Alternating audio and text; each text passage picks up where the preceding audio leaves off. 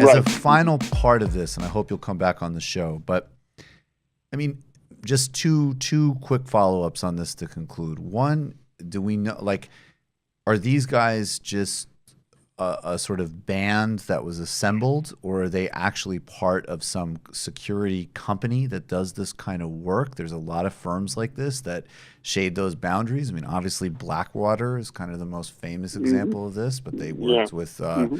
direct U.S. support in Iraq and Afghanistan, and they also, in fact, I mean, people know about the Nisour Square massacre in Iraq.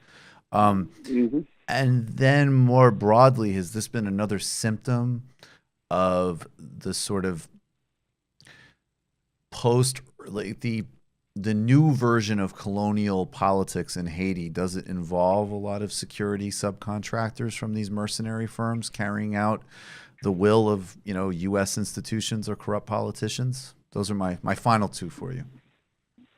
Right. Well, a couple of things. One, there's a lot of rumors that there are other mercenary teams functioning in Haiti. The Haitian people believe that a number of the demonstrators, up to 40 demonstrators, according to a recent human rights report, were killed over that 10-day period that I mentioned in February. And many were shot in the head. They believe they were snipers, that they were, shot similar to what we've seen happen to demonstrators in other countries, Syria and Venezuela, etc., by essentially mercenary snipers in many cases.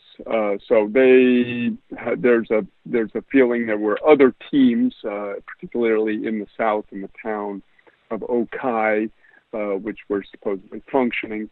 So we don't know, but this particular team appears to have been a pickup group. It doesn't have an overall directing organization other than Croker Security.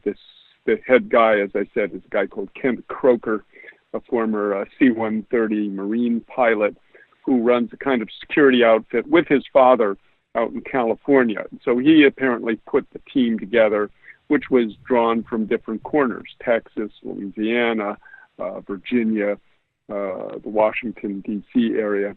And Serbia. The two Serbs are both U.S. residents Oh, working okay, got it.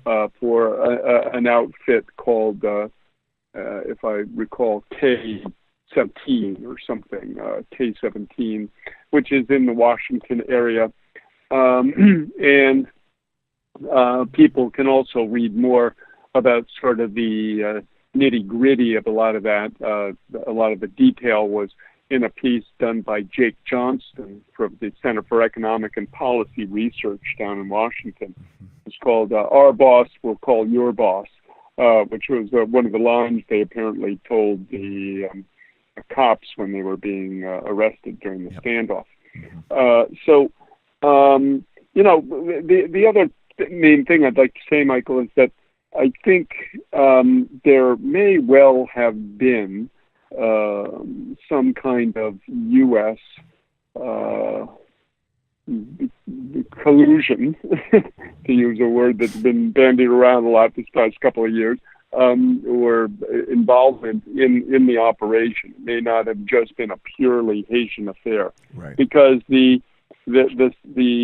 fact that these guys were just let off so completely, and one of the theses we're working with is, did the Trump administration have some kind of knowledge of this and say, well, whatever helps prop up Moise is good for us, so let them do it, and give them a wink and a nod or even a green light.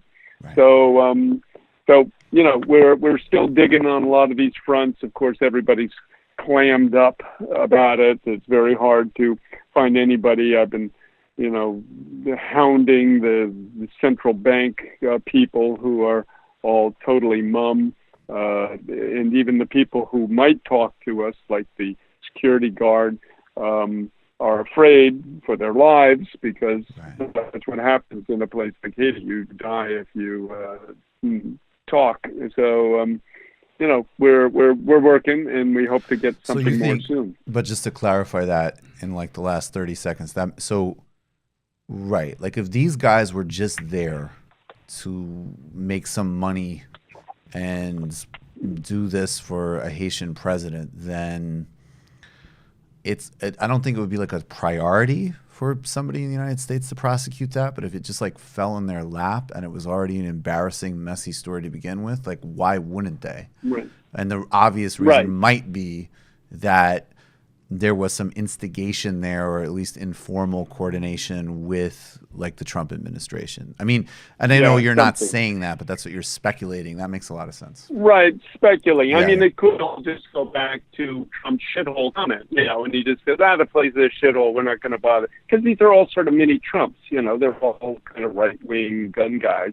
And, that's Trump's They're probably base, more fit than Trump, though. You got to give them that. Right, a little, but a little. some of them had a little punch. I mean,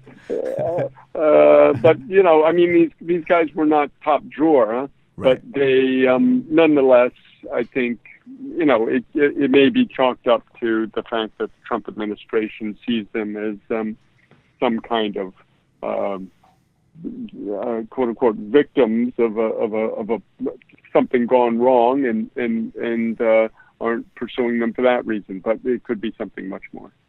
Kim Ives, I really appreciate your time. He is the English editor of Haiti Liberté. Kim, look forward to having you on again sometime soon. Thanks a lot, Michael. Appreciate it. You've just watched a Michael Brooks show video, and you can watch all of our full main live shows every Tuesday night at around 7 p.m. Eastern Time, and subscribe to get all of the clips you want. We're covering the globe. We're focusing on international relations, the intellectual dark web. We're having fun. We're doing deep dives with a lot of amazing guests. Of course, become a patron for the whole thing at patreon.com/TMBS, or subscribe to this YouTube channel and help us keep growing and get that content out there. Subscribe below.